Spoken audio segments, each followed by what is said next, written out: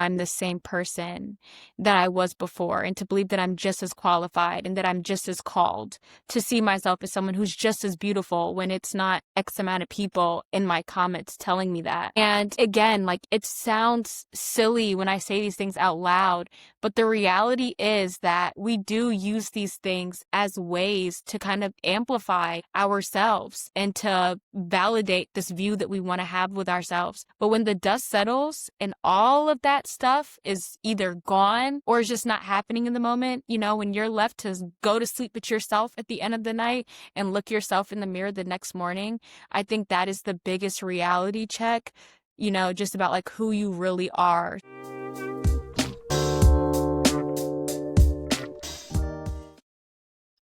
Hey, I'm Stephen Ha, and this is 20s in Progress. No hot takes, just the real lessons we're learning along the way. Jobs that change shape, loves that teach, purpose that takes time. We trade notes with a friend, then leave you with the 20s tip. Today's episode, Rachel Motley. Let's get into it. Hi, Rachel. Thank you for joining our podcast. Rachel is a really good friend of mine. She's my best friend, actually. And we met at Howard. And yeah, I think we've been friends since our freshman year, and she's been a very important person to me throughout my 20s. And I'm super excited to have her on the podcast.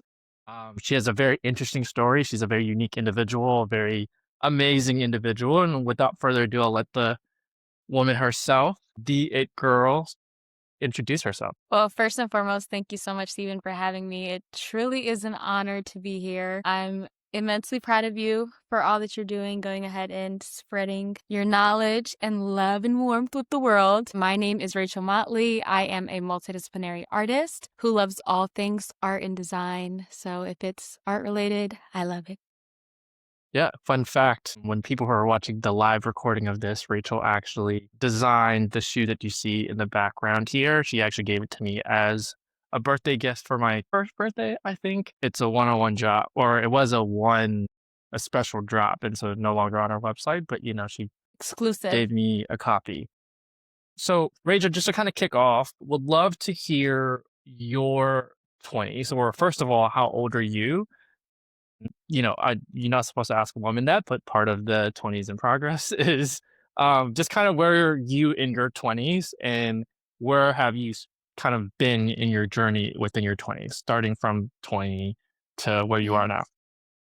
So I am 25, and in terms of where I've been in my 20s, I feel like I have literally been just about everywhere. I know that I have 4 more years to go left in my 20s before I hit that big 3-0. But yes, I do feel like I have experienced just about everything. So I would say right now where I am in my 20s is more so just learning to like slow down, kind of taking a step back from the fast life and this kind of fast-paced jumble of days, whatever you want to call it, and just learning to sit with myself a little bit more, do the hard work that comes along with growing up, being in community and having people around you. And I'd say that's what my season is about at this moment.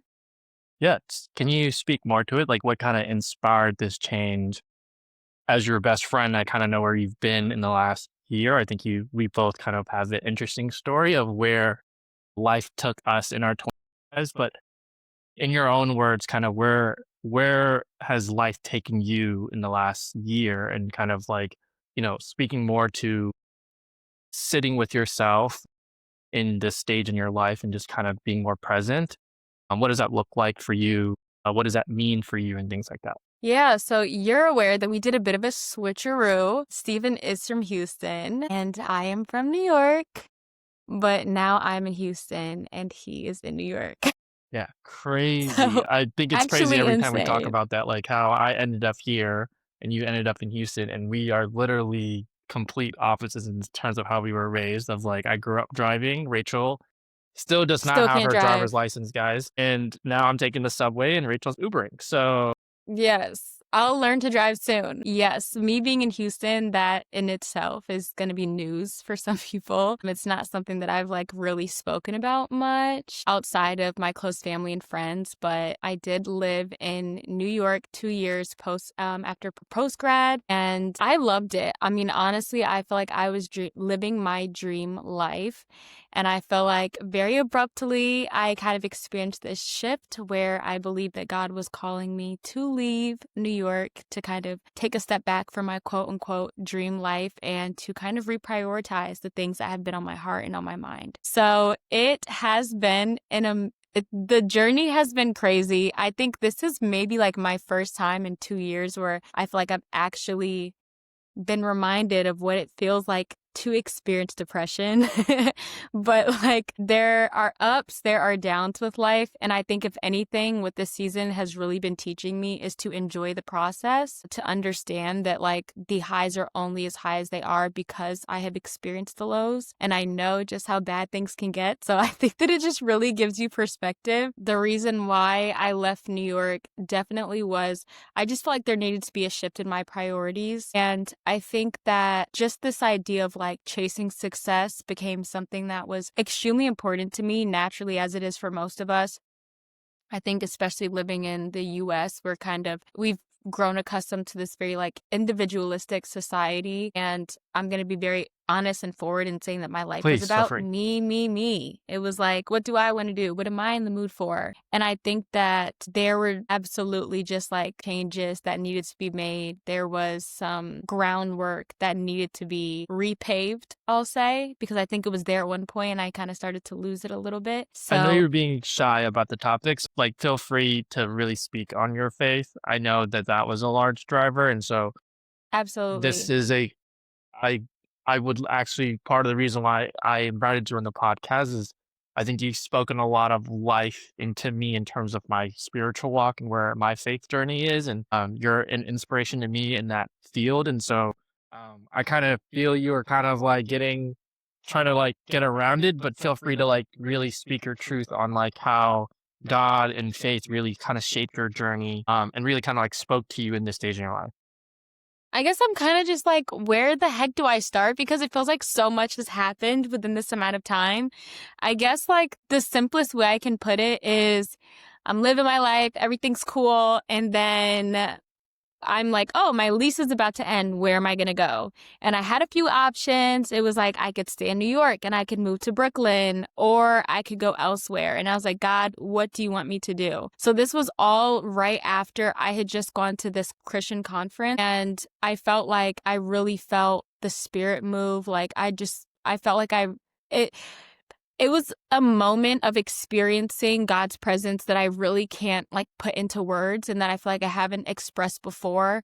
And I think really understanding the gravity of what it means to just be like a human being and to have this privilege of living and to have the privilege of like a God that has gone before me and ordered my footsteps. I was like, what do you want me to do, God? I'll do whatever you want me to do. And then he told me to move to Houston. And I was like, okay. And at first I was excited because I love just like novelty. I love new things. So to me, I was like, oh my goodness, like this is going to be great. This is going to be amazing. But then I was also called to take a year off of social media. And for anyone that knows, social media is literally my job. And so I Say was a little bit more essentially, for those who don't know you. What do you mean when you say social media is your job? Because I think there's a lot of people out here who say social media is their job, but what do you mean when you say social media is your job? Like, what is your job? so my job is that, again, so I'm a multidisciplinary artist. That just means that I love a plethora of disciplines of art and design. And I actually enjoy filming this journey, sharing tips and inspiration with my audience. And so through that, I create content that I then share online to my platform of a good size of people. He's being coy. What is a good Oh size my of people? goodness. Because I'm like, it's in total between my platforms, maybe like 250K.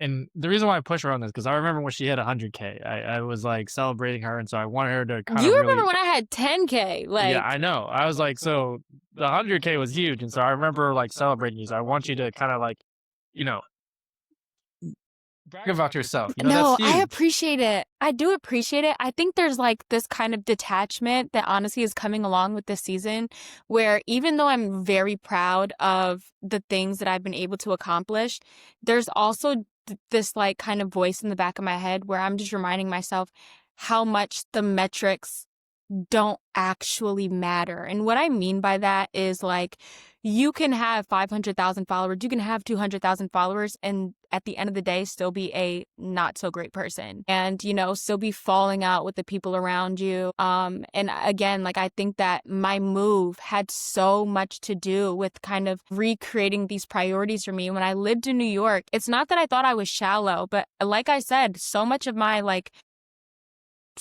life was about like what success looked like for me. How can I make myself successful? How can I make my name bigger?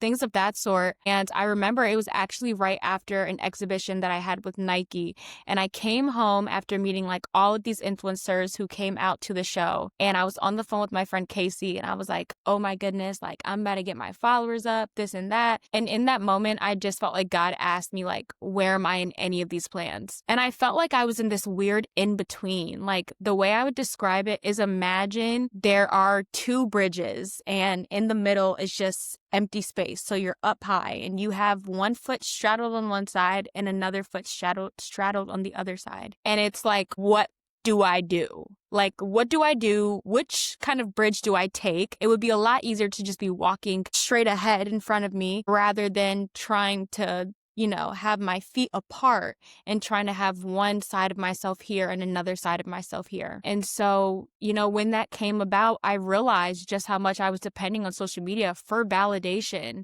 I think a lot of people talk about climbing up towards that success, but a lot of people do not talk about the effects that it has on you once you actually reach it and once you actually reach the things that you've been working so hard toward. And so I think that there was like an ego check that needed to happen within myself, if I'm being really honest, and kind of like bring me back to reality. Yeah, Hey, this you season made has it been through like, and you're thriving, I would say, in just a different way. And I think I was actually on the subway, as a real New Yorker I am now, and I saw an article that talked about how the young generation is really turning to the church in mm, numbers in ways that they haven't seen in a long time. yeah, it's like I a think revival.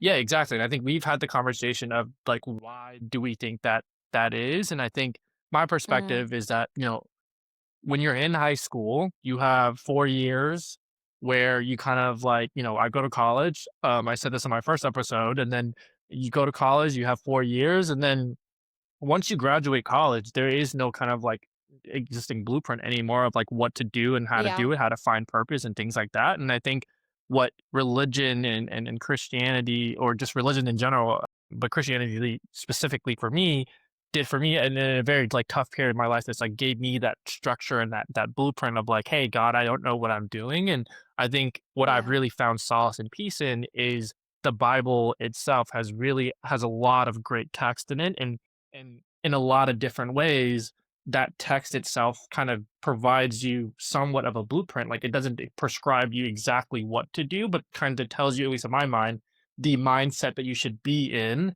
that or the mindset that you should be thinking of. And sometimes it does tell you exactly what to do, but of like as you approach different situations. And I think in my mind, that's exactly why a lot of young folks, especially in this time period where there's a lot of uncertainty in the world. We're struggling with a lot of different things.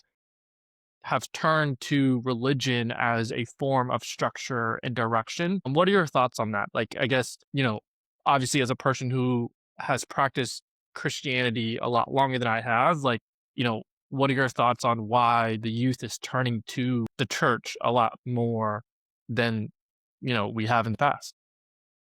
That's a great question. I love this topic. I'm fascinated by it.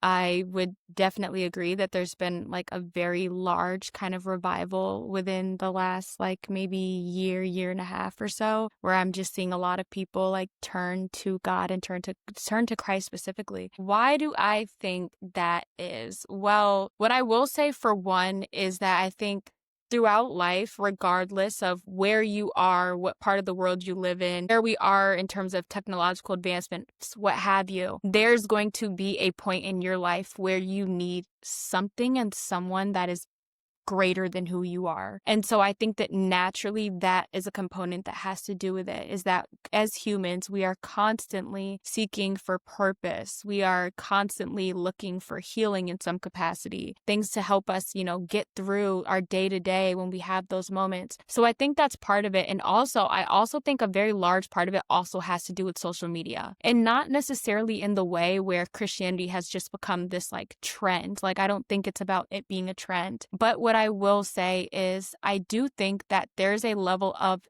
accessibility that social media has provided when it comes to Christianity, and when it comes to seeing what a walk with Jesus Christ looks like up close, what it looks like behind closed doors.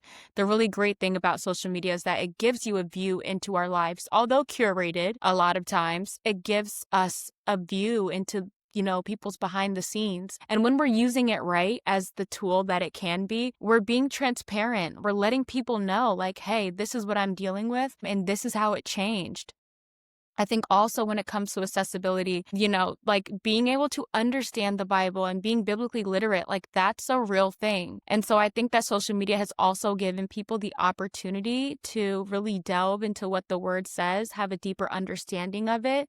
When you're able to hear other people's interpretations or their takes on it and kind of delve deeper into those things, it gives you an opportunity to really place those things in perspective and think about how they can apply to your own life. So I think naturally, social media has allowed things to spread very quickly. I think in the same way that we talk about how social media can be used as a tool for fake news and misinformation, in that same capacity, it can be used for something great as well. And so I'm really glad, especially to see the people our age, Gen Z, Gen Alpha, who are really passionate about, using social media and who have it incorporated into their lives as an everyday use, deciding to do something good with it and turn to God. Yeah, for sure. And I think you just mentioned something that's really big. I think, especially for 20-year-olds trying to find their purpose, I think that is Yeah. the kind of like overarching question that a lot of us kind of try to answer in our 20s, because everyone says that's the time to figure out, to try out Yeah, different right. things and find your purpose. I think that is actually how I found God myself. Was like, I remember just really being depressed, like you said. And I turned to God, and I remember like literally asking him out loud. I was like, God, what is my purpose? And I think Mm, God like answered me in that moment, was like, your purpose, Stephen, is to just be a happy and positive person. And I think that really kind of like shaped my mind. I guess this is going to be a pretty like big kind of question.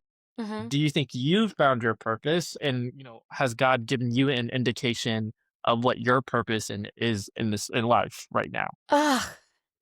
I know that's a So big question to ask a it's a big 25-year-old, question, but and I know it's that I okay if keep you don't know. saying I think that's a fair answer. And I think anyone answer. who's listening to this, like if you don't know what your purpose is, like it's Yeah, okay. And I think that is kind of like part of this podcast, is to really like just hammer in the fact that like your purpose could be as large as curing cancer, or your purpose could be as simple as being a happy and positive person, like what God told yeah. me, or you just don't know what it is. And so, yes, sorry to just, No, you're okay. The reason I had that, like, kind of like just deep visceral reaction. breath, yeah, was because, and I keep saying that I love your questions. I think I just finished saying that, but really, I do. I also love this question.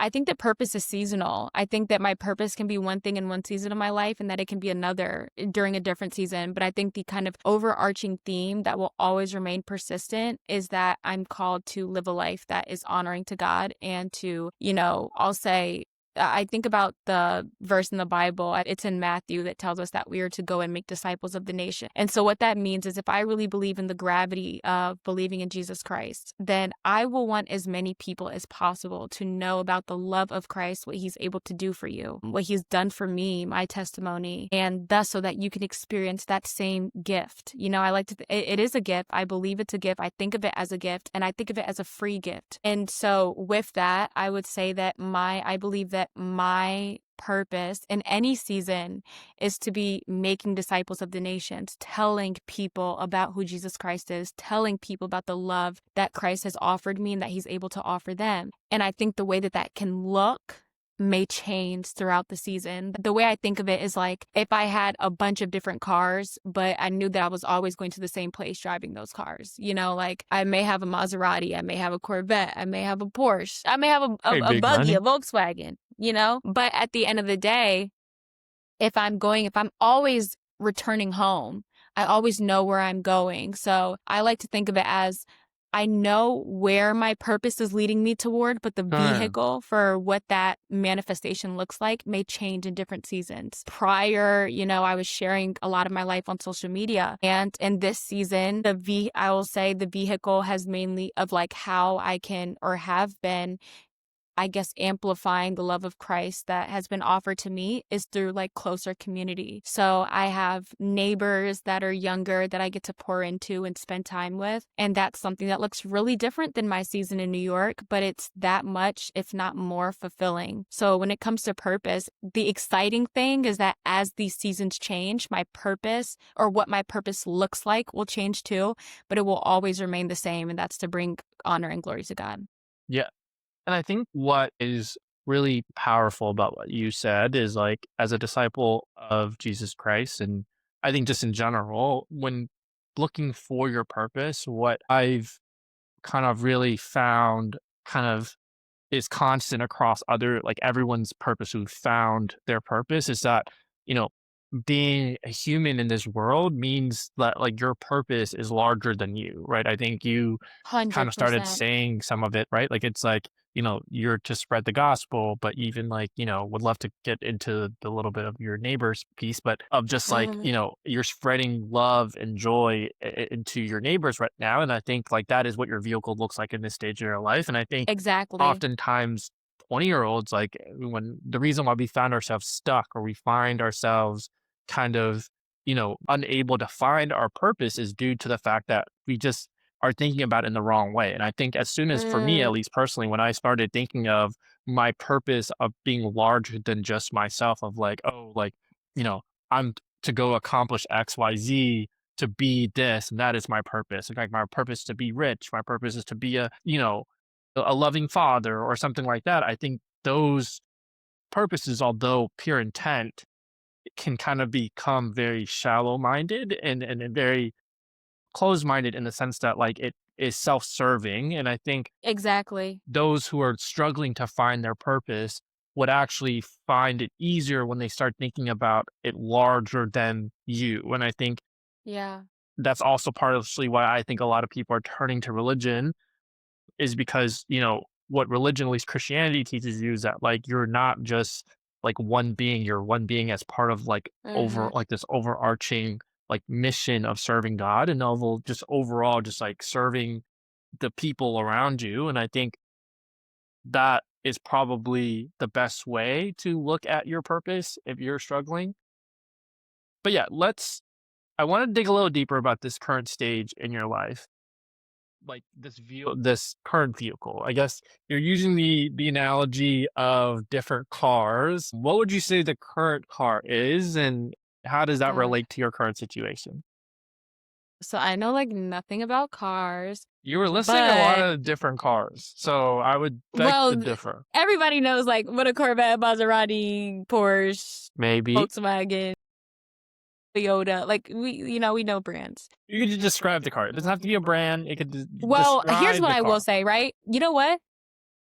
I have a van. I I'm was in a gonna say van. I was gonna say the exact same thing. I was I'm hoping in you would say a van, but I didn't want to say it for you. But I'm yeah, in a van. I am a soccer mom. That's what it feels like. I feel like a soccer mom in a van. Like the mom is like, oh my gosh, I'm driving around all my kids. I got to be able to pick up, my kids and my kids' friends.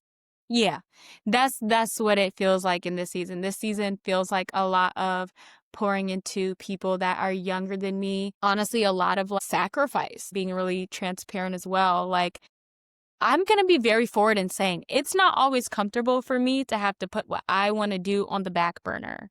And I think even when it comes to just like being conscious of how I'm spending my money, I remember I was at Shake Shack a few days ago and two of my neighbors were with me and I had gone into Shake Shack and I really, really, really wanted to try their new banana pudding milkshake.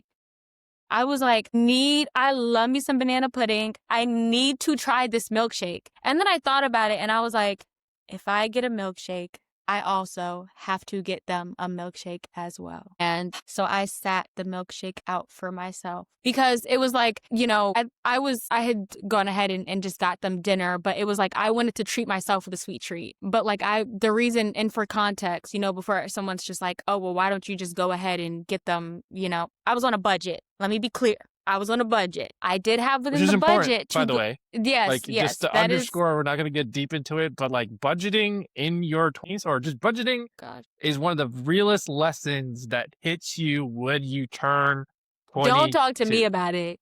Don't talk to me about it. We would have that conversation with somebody else. I'm not the one to give pointers. I'm still figuring it out. But yes, so, for context, again, there was a budget. I did have in the budget to get myself one, but I was like, I can't get myself one and not them. Like, what if they wanted one as well? And so I decided to sit out. But even in that little moment, I know it sounds like something that's just so fickle and kind of like silly, but even in that moment, there's like this continuous, I like to say that this process has been refining me so much because it's forcing me to, and it's kind of embarrassing because it's like, okay, this should be a given, but it's forcing me to think about other people a lot more. And I think I'm used to like thinking about my friends and things along those lines, but also my friends don't really live around me. I'm very used to like long distance relationships and long distance friendships. So showing up looks a little different when you're not constantly having to be in person. And then on top of that, when I'm constantly busy with work and things along those lines, my money went to myself 24/7. And I was, living life however I pleased. And so now it'll just be like little things as to where I'm like, I have to be a lot more cognizant. And it's refining me, like in the same way that, you have to place gold into the fire to do away with the impurities. I feel like that's exactly what I'm going through now. Just like the very tiny day-to-day things that people may not count as a big deal, when you think about the principle behind it and when you think about how it's influencing your character, those things become amplified and they become so much of a bigger deal. So yes, this season has definitely been more about like sacrificial love. Like that was just a very small example, but even in terms of just things in my home, having to manage multiple schedules and things along those lines, I am like, wow, life is really different when it's not just about you. It really is. 100%. It really is. No, I think, I tell you this all the time, but wanted to also just say in a public forum, like, I think seeing your transformation and just hearing you kind of go through those learning moments and things like that has been truly beautiful to watch. I think um, when you initially moved to Houston with the goal in mind, I think the goal there wasn't really a set goal. It was just like let's move to Houston and Yeah. and really find what lessons that God has for you in Houston. And I think seeing you go through this phase in your life has really been beautiful just to kind of see the growth, but also just kind of see the really beautiful part of your soul as your best friend. I've gotten to really experience that. But I think being able for you to see that part of yourself show up for other people has also been really beautiful. And so just really proud of you and just kind of, you know, really just wanted to wrap up that part of the segment, but just really wanted I to say I'm proud appreciate of you and you. I love you. And, Thank you. those kids have a really really good mentor and just person to look up to. And I think you're best suited for that role. On that note, though, a lot of 20-year-olds, at least for me, I can only speak for myself. I thought by 25, um, I would be married and Me have too. kids. And for context, for those of you who are listening, my mom had me when she was 19, 18, and then she had my sister when she was 21. So by the time my mom was my age, at 25, she had a 7-year-old and or a 6-year-old and a 4-year-old. And so for me, like I thought if I had kids at this age, I'd be on track. I'd be actually ahead of schedule and things would be good. I have since changed my mind on when I You and want to me have both. kids and if I'm ready to have kids. What is your perspective, especially kind of going through what you're going through now and also just kind of like in general, what did you think before and where are you at now? Oh my goodness. At 20, so I actually thought that I was going to be married at 24. I'm 25 now. I have a letter. It's actually in the other room. I have a letter that I wrote to myself at 16 to open on June 15th of 2024 because I thought that would be the day that I got married. Wow. I this is the first time I'm hearing about this, folks. Like that's Yes. okay. That's deep. Insane, insane letter. Opening it up and reading about Kanye saying he was going to run for president, being reminded of all of that, whether or not Trump won again. Like, just crazy stuff. But I say that all to say, at this time, I did think that I would have been married. I didn't think that I would have kids yet at 25, but I thought that I would have been like maybe a year into marriage. I am single as a Pringle. I don't got nothing going on. I also have always been so excited about the thought of having kids. While I still want kids, I am willing to wait. Let me put it that way. Yes. That's as simply put as it could possibly be.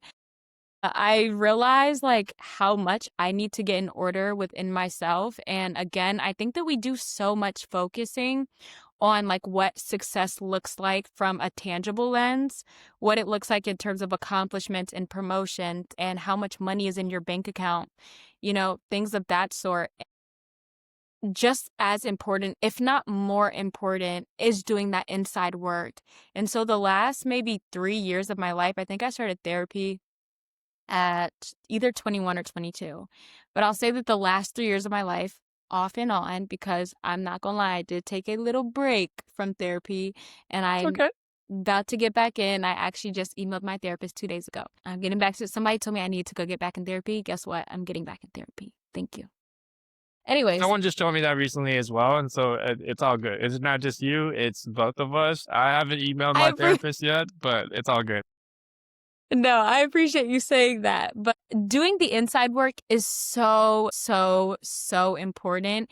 And I think that honestly, it really has expedited just the quality of life that I've been living in my 20s. I think that doing the inside work, really doing the work to understand why I tick the way that I do, where I need to improve, understanding my behavior at a deeper level, in addition to working through things that have happened in my past and through my childhood. Like when I think about success now, genuinely speaking, success to me is being able to work through the things that impact my character. At the end of the day, if something happens to me tomorrow and I lose all of the money that I have, who am I? And that's what the season has forced me into, especially because I was not working. And so when I'm not working for a year, and I'm left to be living off of what I made from the year prior, that not having that blanket of security of like, I'll have a check of X amount coming in next month or in 2 weeks, things along those lines. Number one, you have a lot of time in your hands to sit with yourself. And number two, you're also kind of like, dang, I found so much validation in my salary. I found so much validation in my accomplishments. I'm not over here past year flying around the US to go on different brand trips, like simply put. And I still have to find a way to believe that I'm the same person that I was before and to believe that I'm just as qualified and that I'm just as called to see myself as someone who's just as beautiful when it's not X amount of people in my comments telling me that. And again, like it sounds silly when I say these things out loud, but the reality is that we do use these things as ways to kind of amplify ourselves and to validate this view that we want to have with ourselves. But when the dust settles and all of that stuff is either gone or is just not happening in the moment, when you're left to go to sleep with yourself at the end of the night and look yourself in the mirror the next morning, I think that is the biggest reality check just about like who you really are. So I really would encourage people in their 20s, like wherever you thought that you were going to be in life, if you're not there, that is okay. Know and trust that these things happen in due time and in the season that they are supposed to. Like, we don't come up with our timelines, God comes up with our timelines. And when you decide to be submitted to Him, things will work out so much better than what you could have imagined. Do the work that you have to do the inside work. I'm not saying that your goals are not important, but also let your goals be working on that character you have, because you are going to be stuck with yourself every single day of your life, not your accomplishments. I cannot sleep with my diploma. Like, I'm Some people grateful do. for A it. lot of shout out Some the people do get HU on the alum out blanket. there. They getting their diplomas printed out on the They get on blanket. the blanket. Yeah, yeah. So some people do, but I get what you're They saying. I get do. what you're They saying. do. But there's only so much comfort that it's going to provide you. That's what I'm saying. That's what Yeah. I'm saying. No, for sure. I mean, I think to that point, like, I think that's part of the reason why I moved to New York, right? Like, I think, similar to you, like, I was like, New York for me was that kind of, um, you know, I was sitting in my apartment in Atlanta, Midtown, pretty nice apartment, and I remember just sitting there over a weekend. I was just like, I'm really unhappy.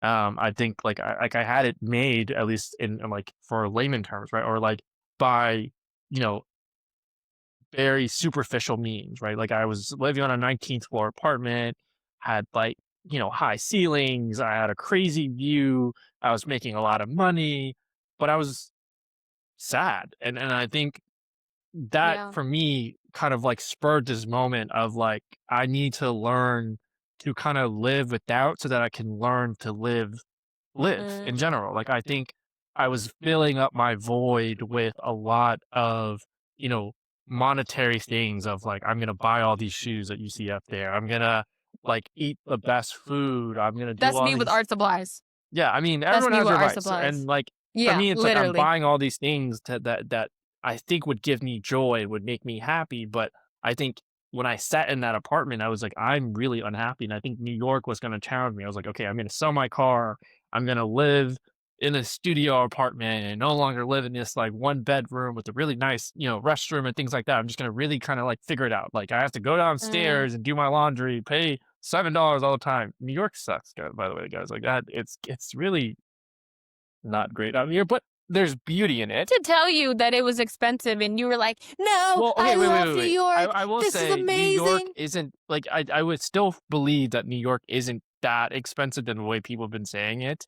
But I will say like it being more expensive than what I was expecting. Um has caused me to really kind of like be more humble and think more clearly about what matters to me and like and where and really kind of like to your point like question myself of like I didn't think I was going to be here. Like actually the last 2 years thought like swore I would never move to New York. Everyone was trying to get me to move to New York. I was Yeah. like, I hate New York. And now I tell every single person that would hear me I love New York once a day. And I think choosing to be uncomfortable, I think it's kind of what we both are saying. Um, will actually kind of sometimes lead you to your purpose or your happiness or what you're meant to do a lot quicker and a lot, and you will find more purpose and joy in doing that and like seeking discomfort. And I think that is kind of like what kind of really inspired me as well. And so I think that really makes a lot of sense. I think something else that you said was, we talked a little bit about therapy and I know this is could be a separate topic. I think part of what you and I both experience in these kind of like low interesting points of our life is that we kind of turn to therapy.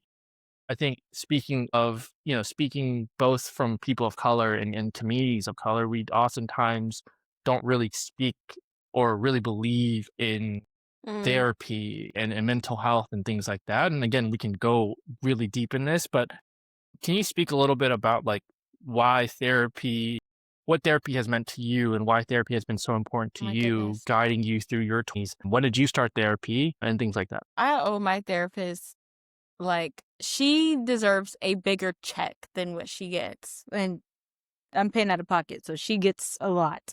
But Insurance is even a real bigger thing, check. guys. Just to Insurance is a interrupt. real thing. My insurance does not, she doesn't take my No, insurance. I So get your situation. I'm just saying, guys, like as we talk about other things that just happens in your 20s, like figuring out insurance and figuring out whether yes, your therapist yes. takes that Go find a insurance and therapist that figuring takes your out insurance. it's a But mess. I have no regrets. Like, I have literally no regrets. To this day, I am like, this woman has quite literally saved my life. I started therapy after I was going through a breakup in college, and it was my first breakup in college. It was. Technically, I only had one breakup in college. It was. Whatever. We're not going to get into that. But anyways, that was my first breakup in college, and it was quite literally terrible. I can't put into words just how much damage was done. But what I will say is that I began to realize part of the damage that occurred was because there was already brokenness from the things I went through in my childhood. And because those things had never been repaired, it was just like there was already a wound there that kind of just got reopened. I'll put it that way. Like I'm not saying that to like place all of the blame, on an individual. When I share this experience, it's more so just to say like what that experience did result in mentally and emotionally was a lot for me to handle, and it was something that I could not navigate by myself. I lost 10 pounds in 1 month. I weighed in at either 96 or 97 pounds. I was below 100 pounds. I was stick skinny. We stopped being And friends for a hot period in oh that yeah, same moment as well. anyways, that didn't have nothing to do with me. I wasn't eating. I was sleeping nonstop. I was failing class. I failed a class in college, not classes. I failed a class in college, and just behavior that was very, very unlike me. I didn't immediately even think to turn to therapy, if I'm being very honest, because when I was growing up, my dad was very much a dad. He's Black from the South and born in the 50s. My dad was like, pray about it, if that tells you anything. So me getting help was this professional help anyway, was this what? Your dad is born in the 50s? Yes. Sorry. I I never knew how old your dad was. I knew. I literally knew that's what you were making that face to. I'm sorry. I was My like, dad is born in the 59. okay. We might as well round Unc up to the 60s. I think to say the 50s is crazy. Like, there's a lot of things that happened in the 50s. I mean, that's like saying we're born in the 1990s I claim the because we're in the like when people say 90s babies, I'm like, yeah, I'm on the verge. Like, goodbye. okay, I sorry, mean, but go technically ahead. we were conceived in the 90s technically because we got early Exactly. So I birthdays. could claim the 90s, So and Unc can well, he claim the has a 60s. late birthday, so he can't claim no, he's stuck where he is. Anyways, I don't even think the late birthday matters because it's the year after. Anyways, what I was saying though is that my dad was not a believer in therapy. That was the point of that. My dad, no, it was a no-go. I remember when I was 16, I had gone to get a physical from a primary care doctor, and the primary care doctor told my dad that I need to go to a psychiatrist because they think that I'm depressed. My dad said no. She will pray about it. So if that tells you anything, I think that it tells you quite enough. Not too much on my father. He came from a different, time, and Yeah, for I have sure. learned to have grace, because we are mostly a culmination of our experiences and, what we know and believe to be true. So I say that all to say it was actually the person that I was in a relationship with, well, that I had broken up with, or that we were going through a breakup. That person is someone that was in therapy. And I was like, well, shoot, maybe I need some help. And I decided to try it out myself. And it was quite literally one of the best things to ever happen to me. I really was blessed to find someone that really worked for me the first go round. I know a lot of people don't have that experience where something ends up happening where they're like, I don't really like this therapist. I did choose a Black woman. She's based in New York. When I moved to DC, she cannot practice in DC, so we started doing life coaching. Now that I'm in Houston, we'll be back to life coaching. But she has been with me since COVID, and she has Which watched me again, go which I from said in the beginning of my episode, Rachel and I are the same age. We actually are only a few days apart. So our 20s started in COVID, just to level set. my goodness. Yes. Wow. So therapy Wow. was needed more than ever for us, given that our 20s Yeah. started during COVID, but sorry to Yeah. continue. No, you're fine. But it became a decision that I had to make for myself. And I think sometimes taking that risk is scary. But when you are at a point where you literally feel like you cannot get any lower, it feels like you have nothing to lose. You are willing to take dang near any risk that you can possibly think of because it's already been as bad as it can get. That's what it feels like. It feels like it's already been the worst. How much worse can this get? I might as well go and try something. And I'm glad that the something that I tried was something that was actually beneficial for me. So I recommend therapy to literally any and everyone. I think that whether or not you've had some crazy traumatic experience as a kid, I still think that you should get in therapy, even if you haven't had, a crazy traumatic experience. And the reason I say that is because it can be something that's really it helps you be proactive. It's not only about dealing with the 100%. problem as it comes up and when it's in front of you, but it helps you navigate and get around those things before they're even at your doorstep. So I tell everyone, I tell all my friends, people take offense to it sometimes, but I'll be like, "Oh my gosh, like have you tried therapy?" I don't think that asking someone if they've tried therapy should be like offensive. I think that it should be encouraged more. I think that it's an amazing practice having someone to talk to, to help kind of filter through these behavior and these thoughts with you is so important. Steven likes to support chat chat GPT therapy. Or are you just I'm gonna not a expose me like supporter. that? Let me be very clear. Go pay somebody or let your insurance pay them and go get a real person and sit down and talk to them. Okay, wait. I think I've gone to a real therapist as well for a long period of He my has, he life. has, he has. But Shout out now, Crystal. Yeah, I need to go back to a real therapist. But yeah, no, I have a very similar experience. Like Crystal, if you're listening to this, shout out you. I'm actually gonna send you this link when this episode drops. So shout out you. But no, Crystal really came into my life at a very pivotal moment in my life as well and really changed my life. But I think it sounds kind like of you're in a huh? it sounds like you're in a relationship. She came into my life at She a very did. I pivotal mean, moment and we just changed talked, it. I mean, like once a week for a while. And so Yeah, like no, same, same. I was that was weekly. I my was girl weekly, for a boo. while. And so I was weekly. That was my girl. yeah, Shoot. that like Crystal was like a mom to me at some point, you know what I'm saying? Mm, But I think similar to you, like when I was growing up, like, I felt like I was sad. I felt like, I didn't want to get out of bed and like I've had really low periods. And I remember one time telling my mom, like, I'm like depressed. And like I was sobbing with tears in my eyes. And I looked at my mom and was like, I'm depressed. And my mom was like, what do you have to be depressed for? Like, I have a roof over your head. Like, I put a roof over your head. So you bro, have what something is to up eat with every day. parents?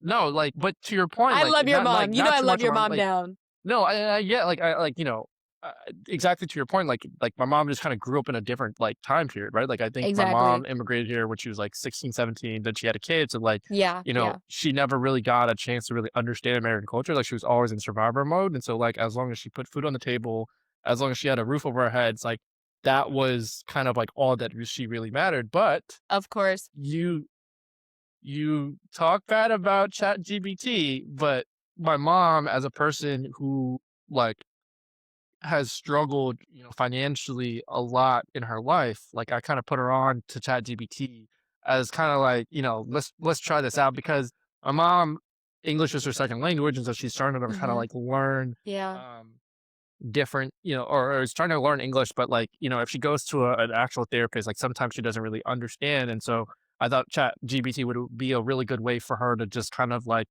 you know, use to learn English, but also like when she doesn't understand something, like I like literally prompted it, like, hey, you're going to be, talking to a woman that, doesn't really know English that well, but like would like to learn English. And so like, she knows Vietnamese. And so like explain things in both Vietnamese and English for her to understand. And she actually texted me like a couple months ago and was like, I understand it now. Like I like understand like what when you told me you were sad, like what you meant.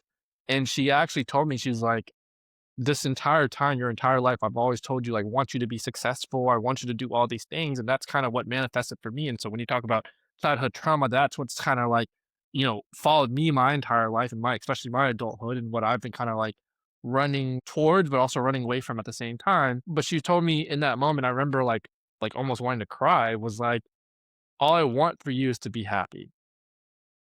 And that kind of circles back to what God told me a couple months, like even like longer ago, was like, your Yeah. purpose in life, Stephen, is to be a happy and positive individual. And so all that to say, like, therapy works, and, whether that is now, whether that's later, like, I think earlier the better, but therapy genuinely works, and I think for those of you who are trying to find some type of help, and you still are kind of, like, nervous about turning to Christianity, I think another path or another avenue is to look into therapy. I agree with I think the Rachel, great like, thing is that they can coexist. yes, 100%.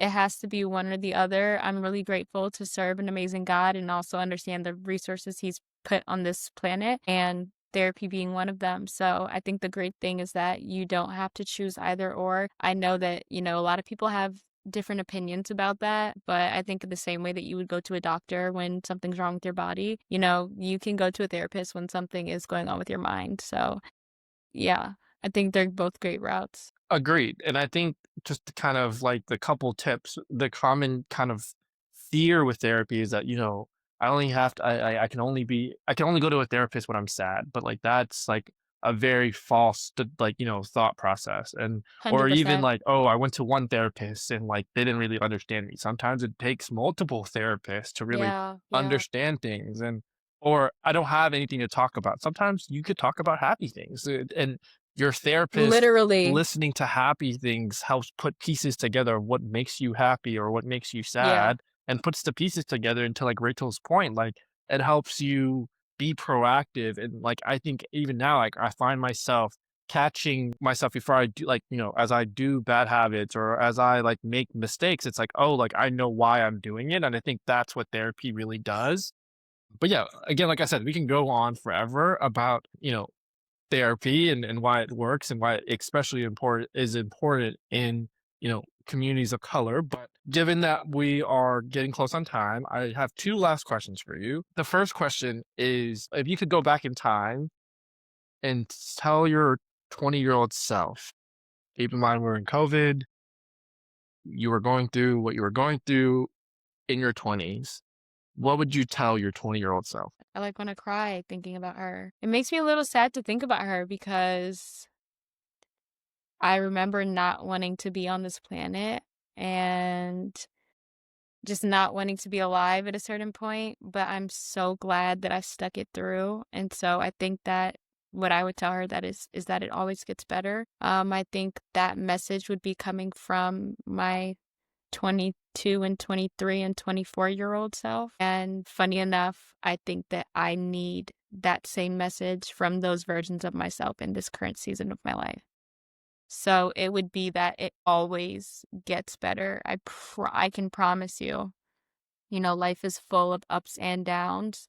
And as cliche as it sounds, like down is relative, as is up, but the extremes can only coexist because of the other.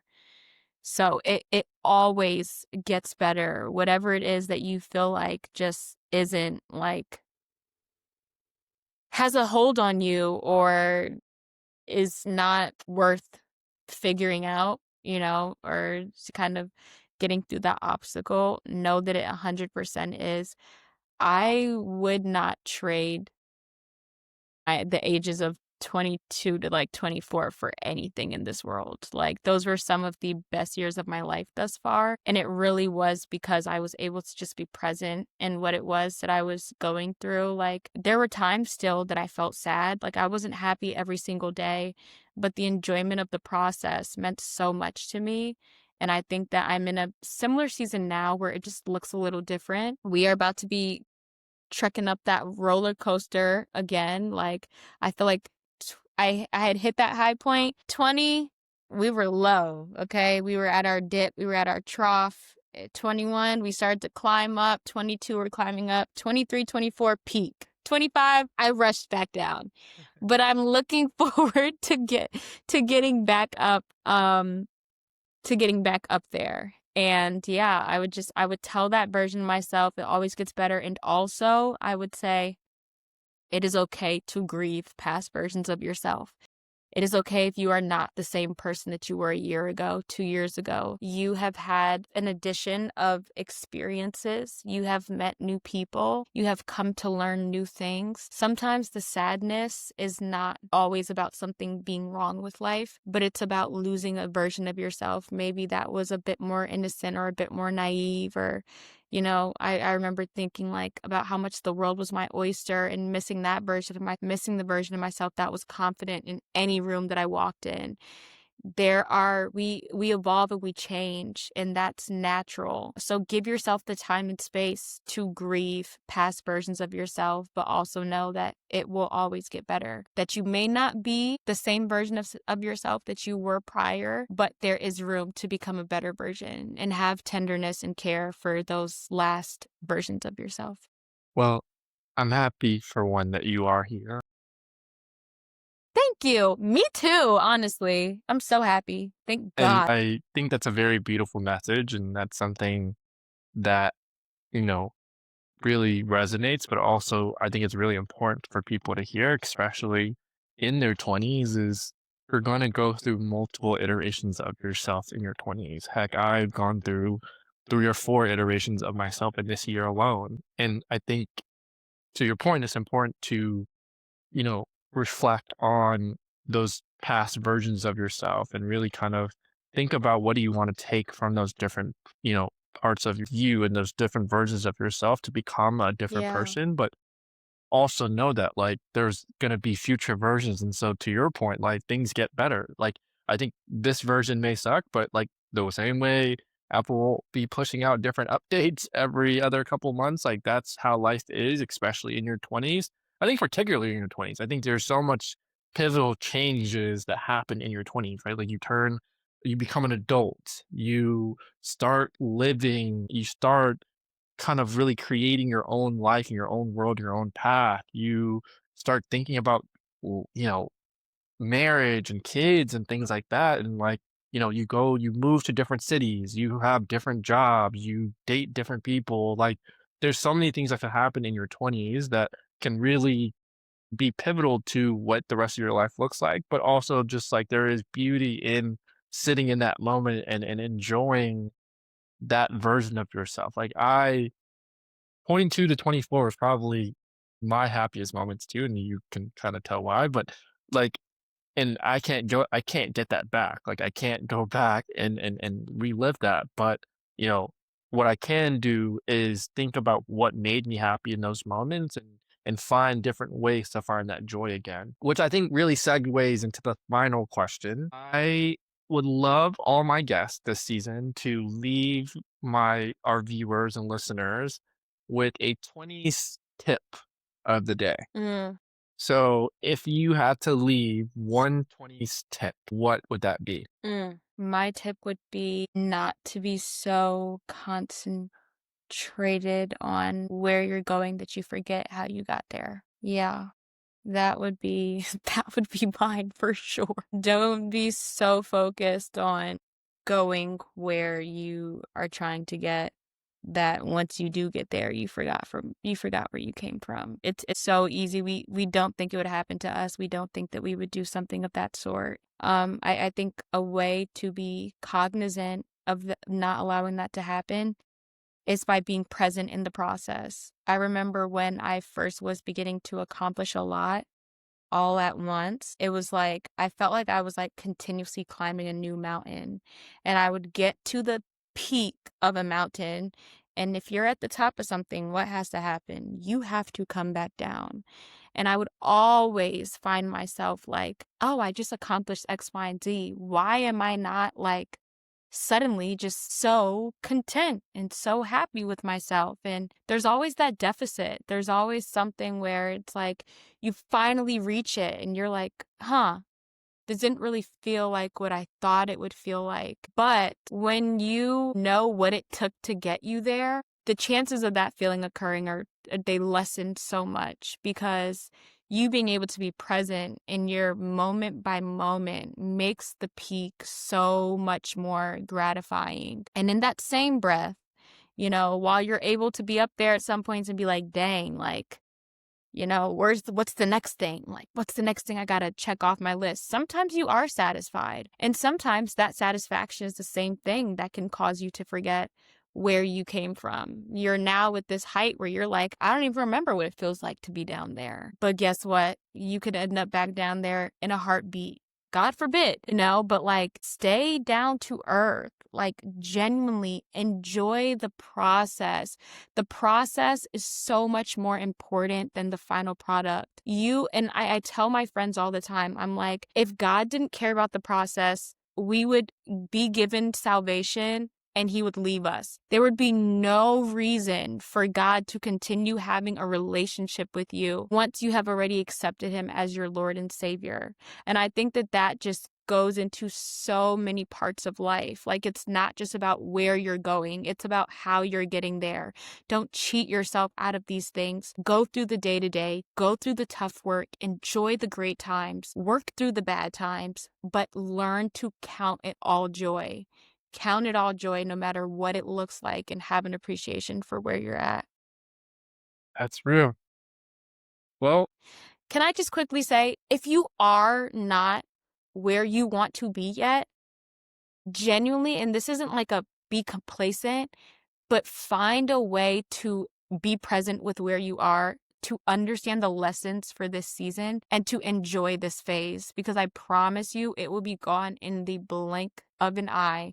There will be blink a point in of your an life where eye. you're looking back and you can fathom or understand how you were even in that place. You're not going to have the same thoughts. You're not going to be the same person because you will have experienced more from there. So the And that goes same, for highs and lows. Like, I think that's yeah, a very good way to underscore things. Like, it's not just high moments or low moments, but it's also exactly. high moments. Like, you will not feel that again. And so there's a importance of actually living in the moment. Yeah, the process is valuable. And when I think about output, I constantly, like, my mind is constantly like input, output, input, output. And especially as an artist, you rely heavily on being able to speak to your credibility because of your output and because of what you're able to leave people with, what the final product is. But I can sketch something, or I can come up with a certain idea and then literally have AI sketch the same exact thing. Why do I say that? I say that to say that the output can be the exact same thing, but it is the process that will differ. And there is so much more value in me going through the process than cheating myself and just ending up at a final product. Learn to enjoy the process, be present in it, and understand the lessons that come with it. For sure. No, I think all real facts. And I just want to say thank you, Rachel, for being vulnerable, dropping some knowledge on us. We have these conversations all the time on the phone, Yeah, just the two literally. of us. And I think that's honestly what kind of inspired this podcast a little bit is, I had these deep conversations with my friends. And I think what I really inspired me was like, what if we just recorded our conversations? And I think this is kind of like hopefully what it felt like to you and hopefully to the listeners and viewers, like that's what it felt like to you, is just two friends having a conversation. But no, again, thank you, Rachel, so much for being vulnerable and sharing your knowledge. I am excited, honored to experience the rest of our 20s together. We've Me experienced a too. large part of our 20s already together, and We I'm have. excited to see what the rest of the future holds for us. I love you. And yeah, thank you all for listening. Subscribe to 20s in progress on Instagram and on TikTok. And then on YouTube and Spotify, please subscribe. We'll be dropping an episode every single Saturday until the end Every of the single year. Saturday. This is why she's my best friend, y'all. But yeah, like every single Saturday, we'll have a new conversation with a new 20-year-old, and hopefully we'll drop some knowledge and then you find something helpful with it. But yeah, thank you. Thank you for having me. Bye, guys.